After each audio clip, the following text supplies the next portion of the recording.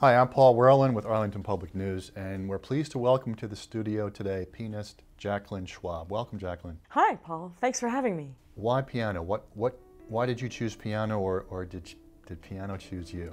My grandmother, who was born around 1897 and lived to be almost 100 years old, was my first piano teacher. And she was a wonderful classical pianist and gave me my first few piano lessons. But I soon turned it not into the classical pianist of her dreams, although I still love playing classical piano, but more of an improvisational pianist.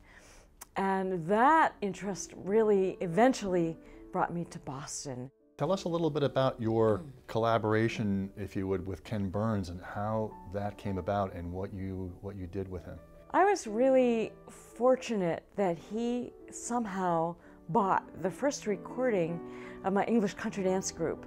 We're called Bare Necessities, and we're still playing together. And he bought our first recording, and I think he was drawn to it because when you play for dancing, as an improviser, you get to play the same tune over and over again. And so you pretty soon start improvising variations, and they can get very storytelling or emotional, romantic, very different moods. And that's what Ken was looking for. He wanted somebody who could express a tune in different ways and in different moods. And you play piano for a number of different Ken Burns pieces, I understand.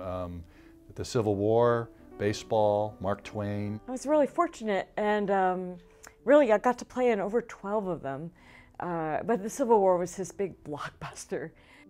His pockets contained 2 pairs of spectacles, a pocket knife, a linen handkerchief, and a wallet. In it were 9 newspaper clippings and a Confederate $5 bill.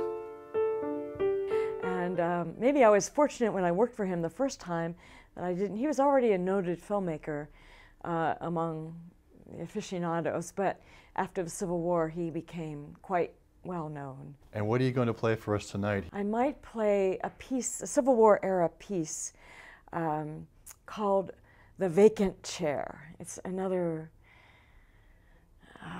very emotional piece about the soldiers that didn't return. And whether or not you have soldiers in your family, I think all of us have had that loss, and it really comes up at Thanksgiving. So I think of my mother who died 13 years ago, and so there's that vacant chair. Well, it's nice to have you come full circle. We're so glad you're here in Arlington to play for us tonight, and we're so glad that you came to our studio tonight to talk to us. I really appreciate it. Thank you very much for coming to talk to us. Thank you so much, Paul. Thank you very much. I'm looking forward to hearing you play. This is Paul Wehrlin with Arlington Public News. Thanks for joining us today.